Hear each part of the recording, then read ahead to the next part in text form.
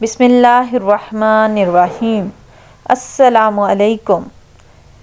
اللہ پاک آپ کی اور میری تمام مشکلات اور پریشانیوں کو دور فرمائے، آمین یا رب العالمین۔ آج کی اس ویڈیو میں آپ کو بتاؤں گی خواب میں کرسی دیکھنا کی مختلف تعبیرات۔ خواب میں کرسی بادشاہ کی طرف سے ملنے والے مرتبہ و بلندی کی علامت ہے یا پھر عورت کی بھی علامت ہے۔ اگر دیکھیں کہ کرسی لوہے کی ہے تو قوت اور کامیابی کی دلیل ہے۔ اگر وہ کرسی لکڑی کی ہے تو اس کے برعکس نفاق کی علامت ہے۔ اگر کسی نے دیکھا کہ وہ کرسی پر بیٹھا ہوا ہے تو وہ کسی کا وکیل یا وصی ہوگا۔ اگر وہ بادشاہ تو حکمرانی کی صلاحیت رکھتا ہے تو اس عہدے پر فائز ہوگا اور ولایت اور بلندی پائے گا، اور اگر وہ غائب ہے تو گھر لوٹ آئے گا اور اس کی مراد پوری ہوگی۔ اگر کسی نے دیکھا کہ وہ کرسی یا چارپائی پر بیٹھا ہوا ہے تو اس کے اوپر کپڑا ہے تو دلیل ہے اس کو علم حاصل ہوگا اور جلدی بھلائی حاصل ہوگی اور تیزی سے نیکی حاصل ہوگی اور اس کو غیرت اور بلندی ملے گی، اور کرسی بلند منصب والوں کے لیے اعلیٰ مرتبہ کی دلیل ہے اور ازواج، اولاد، اچھی رہائش گاہوں، چوپایوں اور لباس پر بھی دلالت کرتی ہے۔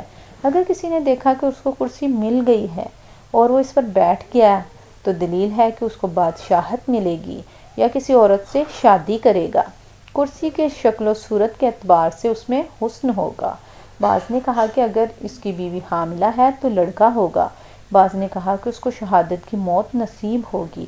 اگر کسی نے خواب میں اپنی کرسی کو توڑ دیا تو یہ اس کی موت کی دلیل ہے یا اس کی بیوی کی موت کی علامت ہے، اس کی بیوی کی جدائی یا اس کے مرتبہ کے گرنے یا قوت میں کمی کی علامت ہے۔ کرسی پر بیٹھنے والے کے لیے جلد ملنے والی خوشی اور مرتبہ کی دلیل ہے، اور کرسی پر بیٹھنے والے کے لیے کرسی آخرت میں اس کی خوبصورتی اور اس کی بلندی اور جدت کی بقدر کامیابی کی دلیل ہے، اور بیمار کے لیے اچھا شگون نہیں ہے۔ کسی حاملہ عورت کا کرسی پر بیٹھنا اشارہ ہے کہ اس کے بچہ جننے کے وقت دائی اس کے پاس بلند کرسی پر بیٹھے گی۔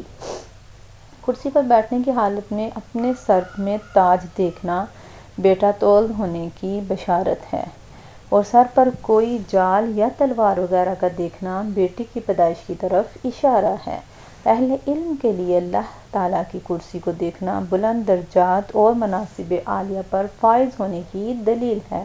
اگر کوئی شخص خاص کرسی کو مکمل صفات کے ساتھ متصف دیکھے تو کبھی اس کی دلالت حاملہ کے لیے حمل کی شدت سے خلاصی اور غیر متزوج کے لیے تزوج اور متزوج کے لیے اولاد پر بھی ہوتی ہے، اور کبھی سفر پر بھی دلالت کرتی ہے، اور مریض کے لیے مردوں کے لیے چارپائی پر محمول ہونے یا کسی سواری پر سوار ہونے یا کسی گھر میں رہنے پر دلالت کرتی ہے۔